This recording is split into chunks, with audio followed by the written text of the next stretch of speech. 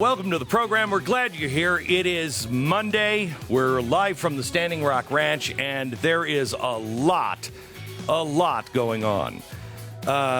Let's start with Atlanta. First of all, if you listen to Stacey Abrams, here's what she had to say. Activists are necessarily calling into question what's actually being done. And what I would say is that there's a legitimacy to this anger. There's a legitimacy to this outrage. A man was murdered because he was asleep in a drive-thru.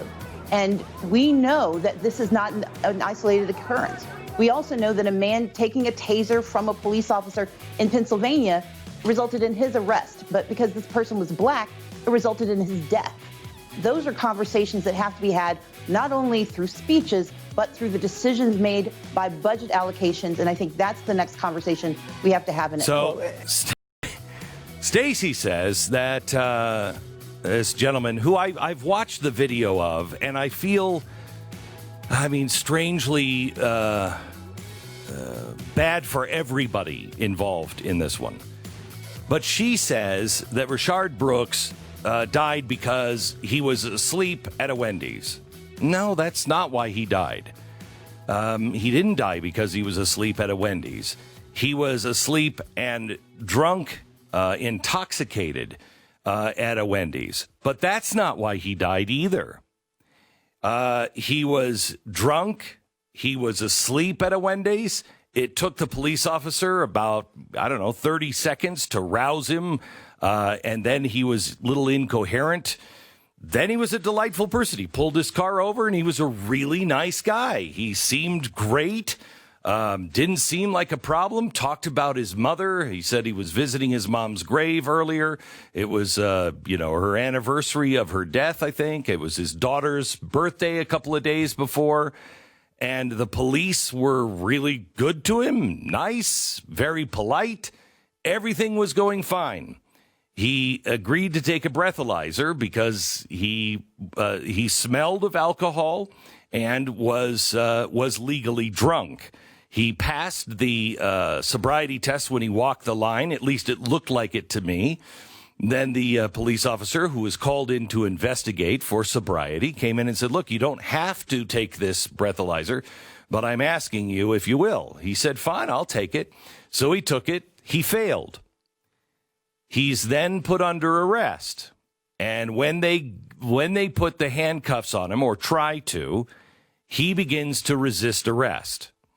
This is why he's dead today. I don't know if this is something that maybe I was just taught and others just kind of missed this lesson, but don't resist arrest. If they are arresting you, you're going to have to go to jail, and you will sort it out. You'll make your phone call, and you'll sort it out.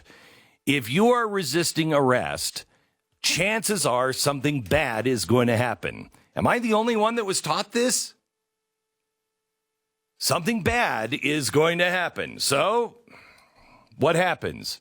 Well, he resists arrest, and they keep saying to him, "Stop fighting, stop resisting, stop." Now, they're on top of him. Two of them. I don't know how this guy bested the two of them, but he did. And as he's rolling over and on top of him, he grabs the stun gun and he takes it away from the officer. The officer immediately says, "He has my taser." He starts to run. The other cop is running after him. Rayshard turns around and shoots the taser at the cop. All right, well, now you're in a whole different ballgame. Now you're not only resisting arrest, but you are now trying to take down another cop. Yes, it is with a taser. That cop goes down, and he says, "He's got my taser." That's when the other cop draws his gun and shoots, which I would imagine is standard procedure for somebody who has a weapon, a police officer's weapon, because you don't know what's going to happen. When one officer is down, the fear is if an officer is down, somehow or another, he'll go down and grab the gun of the police officer, and then the other officer is done. There was no reason for this to happen. Absolutely no reason for this to happen. This guy was drunk. You roll the dice when you're drunk driving. I mean, you roll the dice with your life and everybody else's life as well. But you also roll the dice that you're going to be stopped and you're going to be arrested. Don't drive drunk. How is it that everybody is upset about this, but where's the Mothers Against Drunk Driving? Here's a guy who is driving drunk, violation number 1. Violation number 2, he resisted arrest. Violation number 3, he grabbed the officer's stun gun. Violation number 4, he fired it at an officer. What are you going to do? What are you going to do? He shot him in the back. Yeah, he did, which I don't like. But if you watch the video, it all went down. From the time he has the stun gun to the time he's down is what, 3 seconds? From the time the officer goes down to the time that Rayshard is shot is about a second.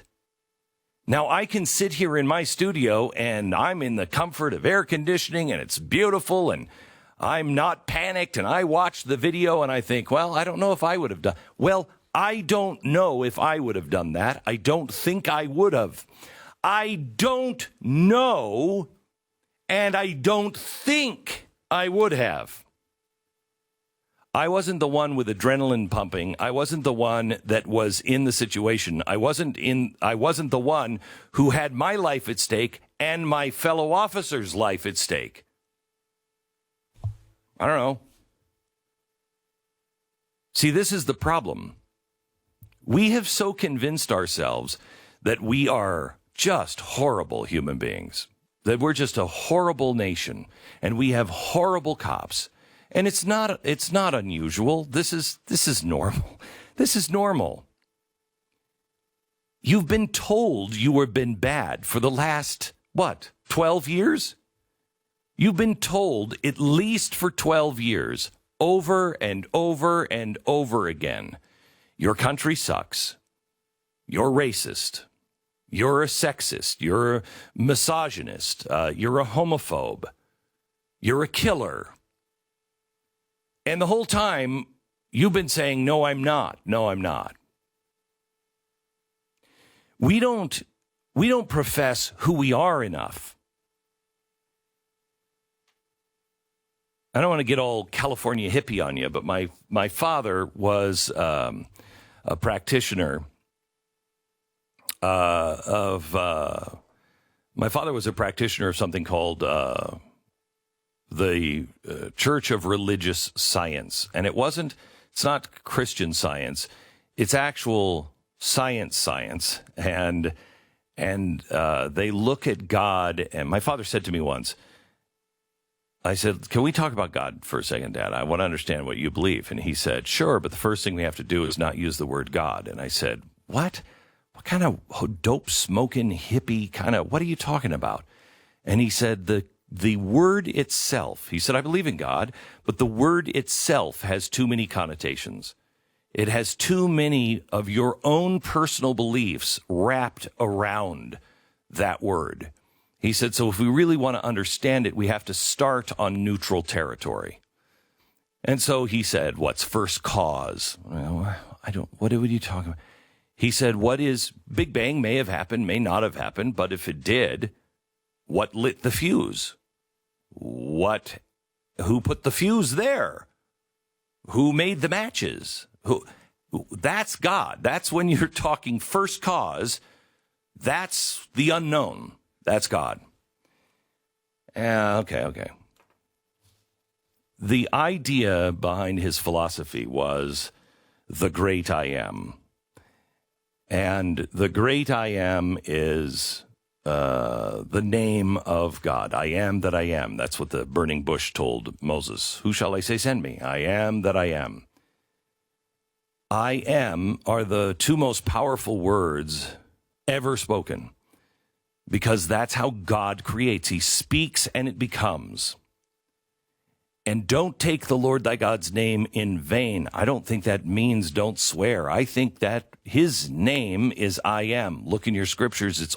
They're always capitalized and they're in red. I am. I am what?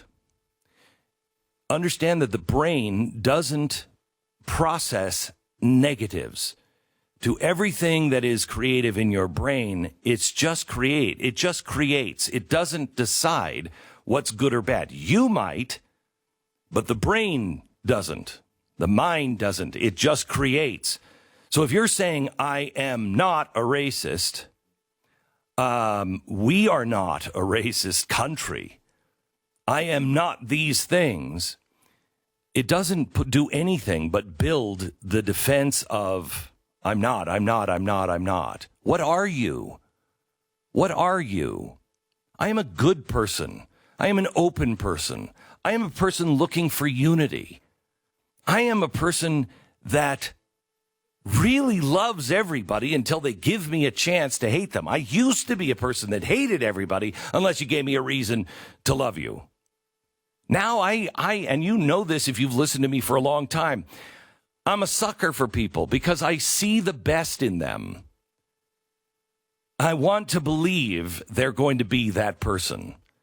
And they, most times are not, unfortunately. None of us are.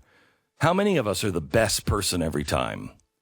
We've been told over and over again what a bad country we are, what a horrible group of people. We're being told over and over that our cops are racist. Our cops are not racist. Our cops are heroes. Our cops are the ones after 9/11 that we went and we shook the hands of. Every time we saw a police officer, we said, thank you.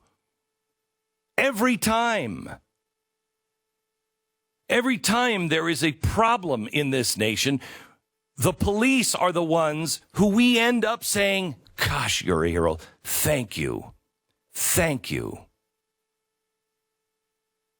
And somehow or another, it feels as though the majority of people in this country are saying and questioning the cops, are they bad? Are there bad cops? Yes, there are. Yes, there are. Is this guy in Atlanta a bad cop? I don't know. I know every time I see one of these shootings, and this is different than Minneapolis. Every time I see it, I think to myself, God, help me, I wouldn't want to make that decision. I don't know. Was that procedure? I don't know. I'm not a cop. I wasn't trained. Do you want to make these decisions for the cops? Did you see, if you watch the footage of the body cam, and you don't have an opinion on this unless you've watched the footage. You might think you do, but unless people say to you, oh, I've watched the whole thing. Did you? You watched all of it. This is like 3.5 minutes. Edited down, it's like 3.5 minutes. Did you watch all of the 3.5 minutes? Okay, then let's talk about it. You don't have an opinion until you've watched the video. And then when you've watched the video, you're going to end up liking both sides. You're going to like Rayshard, and you're going to like the officer that first woke him up. You're going to like him. And then it turns. What I got out of this video was, can you imagine being a cop? There was no indication, zero indication that this guy was going to be a problem. Zero. He was totally cool. He was really a nice guy. And then all of a sudden, something flipped and he changed. I don't know.